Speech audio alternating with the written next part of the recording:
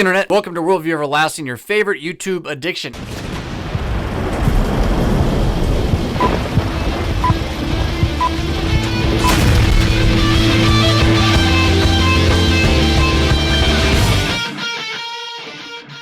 And on this week's episode, a question about science. Science. Because, totally. And an update on our process. Stick around. But first, it's time for your Issues Etc. question of the week. Pastor Fisk, I had a friend ask me why I, as a Lutheran, would frown upon using contemporary Christian music in worship. She wanted to know what makes hymns so much greater. Jesus!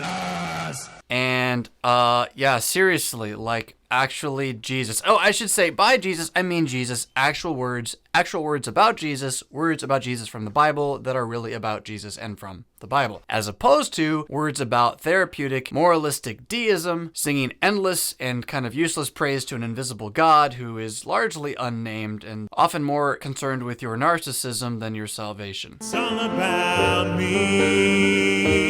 But seriously, it's not about hymns versus praise songs. This is about Christianity versus revivalism. Revivalism being a philosophical enlightenment movement imposed upon the church from the inside by a guy named Charles Finney and others of his ilk. Now, I can't get you into the entire history of that, but what I can pinpoint you to is the distinction between music, song, confession, truth that confesses Christ as he's confessed in Scripture versus confessing, well, anything else. This is a fantastic interview by Pastor Brian Wolfmueller on the board of directors for Worldview Everlasting and the brainchild behind the Around the Word devotions that Worldview Everlasting promotes. You can get to those below too. He's going to be talking about mystical worship and explaining how mysticism, the error, the belief that you can have immediate contact with God without, well, Jesus, at least in his word and sacraments, is the key error behind much of what revivalistic contemporary worship music is doing today. If this question is asked honestly, I think you'll find it helpful. Check it out below. And don't get me wrong, wait, don't get me wrong. It ain't about guitar versus organ, and if you think it's about that, you haven't even begun to understand the issues. Yeah.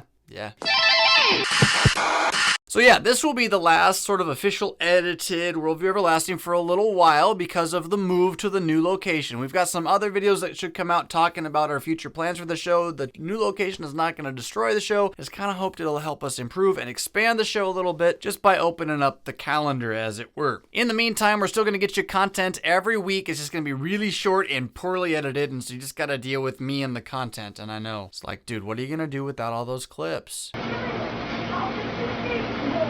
How are you gonna live? Burning the peasants. I don't know. It's gonna be hard. I kill you. You gotta sacrifice. For the greater good. Meanwhile, we do got one more question for you. So here we go.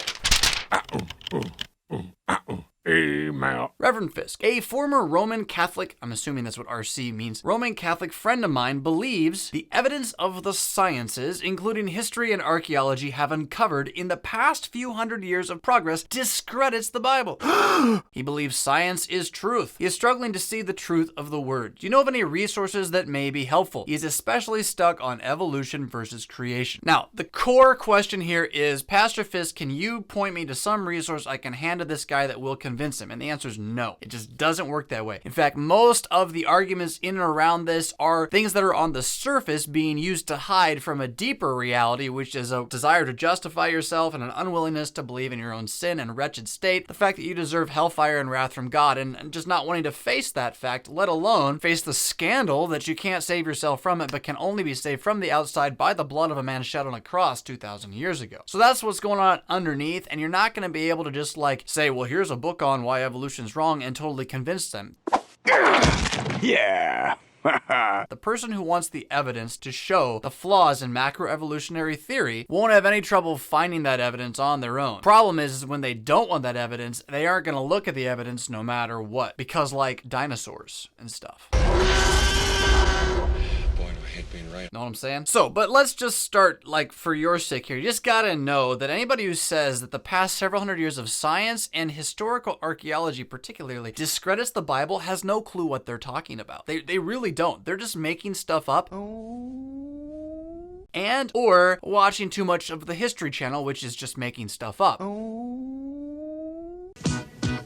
The fact is, the past several hundred years of archaeology have done nothing but credit the Bible. It was 200 years ago that you had people saying, well, archaeology will show in the next 200 years how the Bible is totally made up. And then the archaeology just didn't do that. It's done the opposite. It has affirmed again and again the historical accuracy of the New Testament and Old Testament documents, as opposed to things like the Quran and the Book of Mormon, which frankly don't have much accuracy. Long ago, all Native Americans were white. We all came to America from Jerusalem.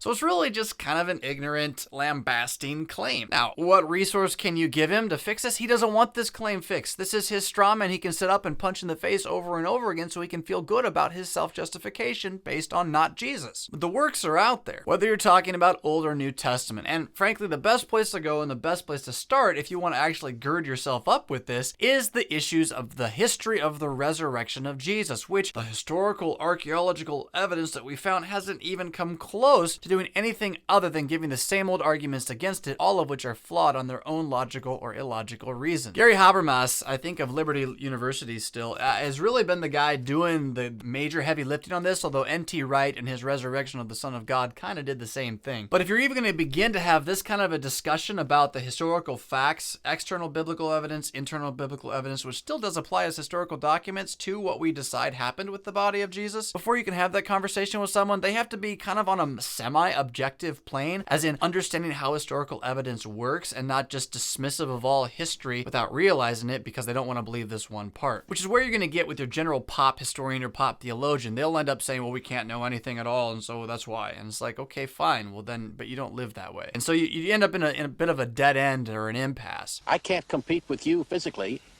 and you're no match for my brains. But if you're in a conversation with someone who's actually interested in facts, Gary Habermas's work is really, really valuable in terms of the facts of the resurrection that we can know without having to take it on faith, as well as what we can know about Jesus himself from extra biblical evidence. Again, the Bible are historical documents. They are not mythological stories made up in the Middle Ages. They are testimonies of individuals from sometime within 100 years after this stuff actually happened. So you have to look at it in that way, even if you're going to not believe what it says. To do anything less than that is pretty much just dishonest. But why should we expect those who want to justify themselves and will dismiss anything and everything that gets in the way of that? Why would we expect them to be honest? See, we shouldn't, and that's kind of what's going on at a deeper level, and where law and gospel really becomes the answer that this individual needs. With that being said, a good way to begin to poke holes in their thinking is from a book called Tactics by Greg Koukl. It's not about making assertions, it's about asking questions and trying to help them see how their assertions that they're just throwing out there against straw man left and right, when they follow them to their logical conclusions, collapse under their own lack of foundation. And so gradually helping somebody to see that what they're saying is basically illogical or a fallacy, you can at least get them to the point where they're willing to have this honest conversation. At the same time, if you really want to make them angry, you can try the tactic that you find in this very fantastic little book, As Though It Were Actually True by Matthew Cochran, when dealing with ideas of reason. So when someone says, he believes science, right? Science is truth. The question is, well, why would you believe such an illogical thing as that? Science is the belief, and this is key, it's faith, that the observation of facts can, by the rule or law of non-contradiction, lead us to understanding. We believe that logic exists, can examine and make sense of things, but this is something that is basically just assumed. There is no proof that logic exists, and you can't come up with proof that logic exists. You can only assert that logic exists. We would call it common sense, but for the person who doesn't believe that there is any reason to the universe, that it's all the happenstance of some physical kaboom that happened a long time ago, well, they don't have a reason to believe reason exists. They only can know matter, and that's it. This is where postmodern philosophy, like Heidegger and the Nazis, who understood the will to power, really were more honest with their evolutionary theory than most Americans who want to have their cake and eat it too.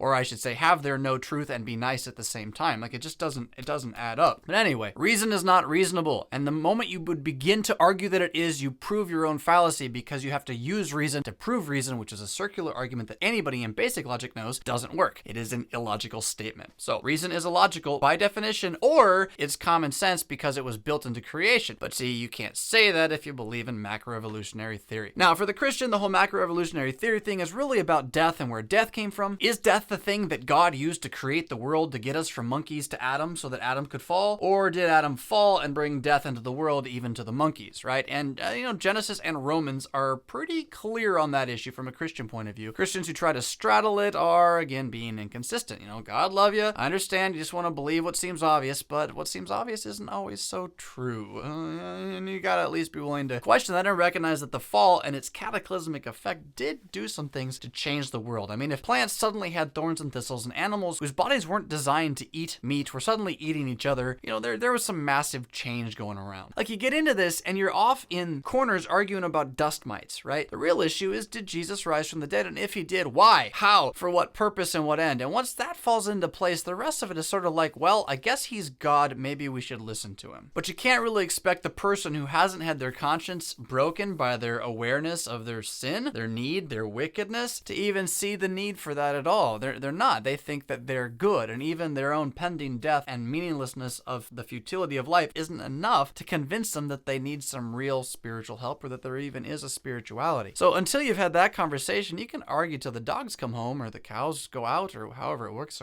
The cow jumped over the moon.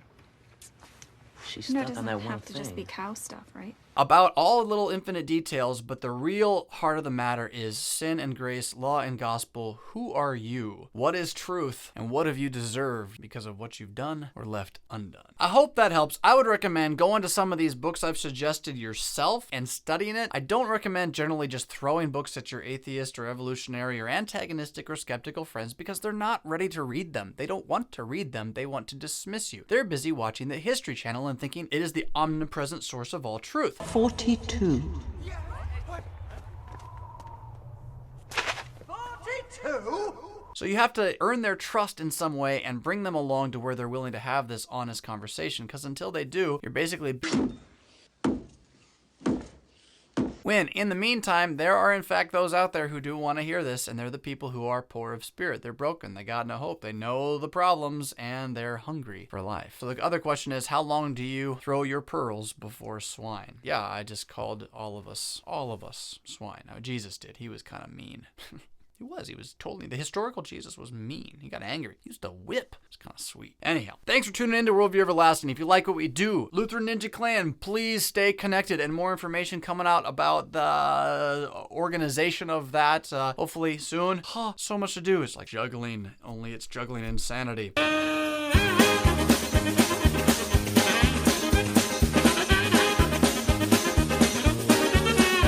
Meanwhile, you can like, subscribe, share these videos wherever you want, send us an email, a question of your own, join the dojo, download the devotions and use them at the dinner table, dress up like Doctor Who for Halloween, or generally, rock on. The creamer of light will dull the bitterness of your evil, unholy coffee taste.